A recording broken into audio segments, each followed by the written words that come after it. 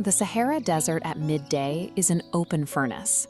Surface temperatures can easily exceed 150 degrees Fahrenheit, creating a shifting ocean of sand where prolonged exposure means certain death for almost any mammal. 30 feet below the surface lies a different world, a sprawling 1,300 square foot subterranean network excavated by the Fennec Fox. Here, compacted sand shields the interior from radiation. The temperature drops dramatically, stabilizing at a cool baseline while heat rages above.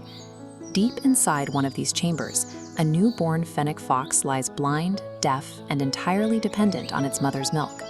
To sustain them both, the male partner leaves the safety of the den, braving the hostile surface to hunt for rodents and insects, returning with every meal. Surviving this environment requires active engineering. By carving out a sanctuary deep within the earth, the fox uses the sand itself as a thermal shield to neutralize the sun's lethality. It takes about 11 days for the pup's eyes to open. Over the next few weeks, its muscles develop enough to navigate the dark corridors of the den without its mother's constant guidance. Finally, the pup climbs the tunnel gradient and meets the cool night air.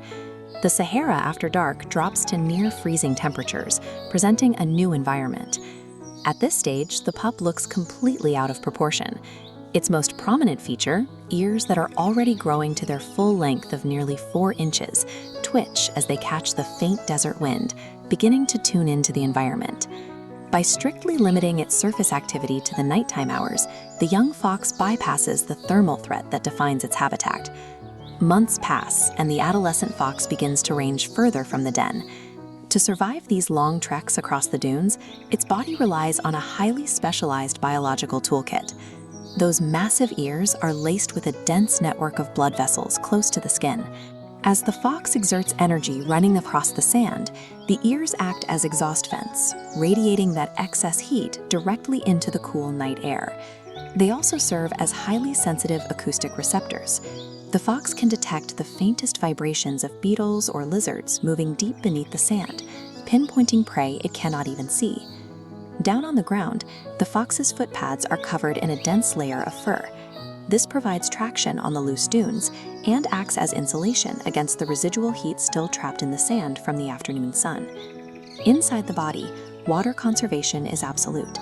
These specialized kidneys feature a contact medulla that extracts and retains nearly all the moisture the fox needs directly from the bodies of the animals it consumes. It rarely, if ever, needs to drink liquid water.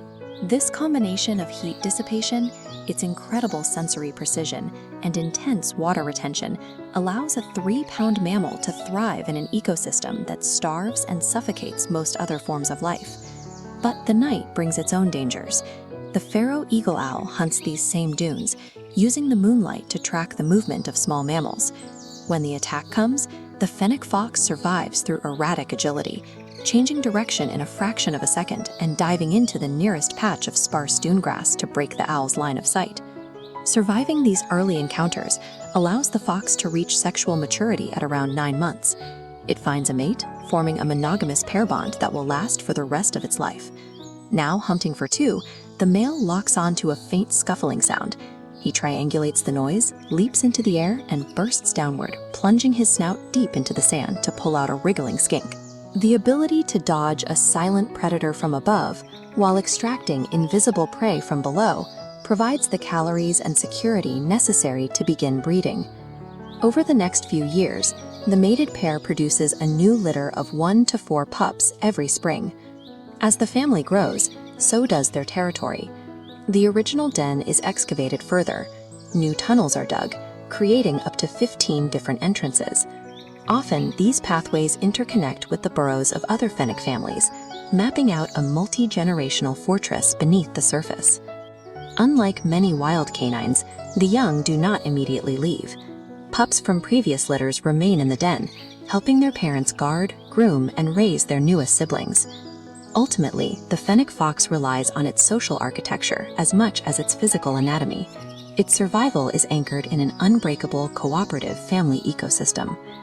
By the time the founding male approaches 10 years old, his body begins to wear down.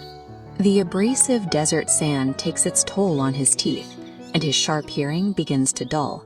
His sprints become shorter, his evasion less reliable.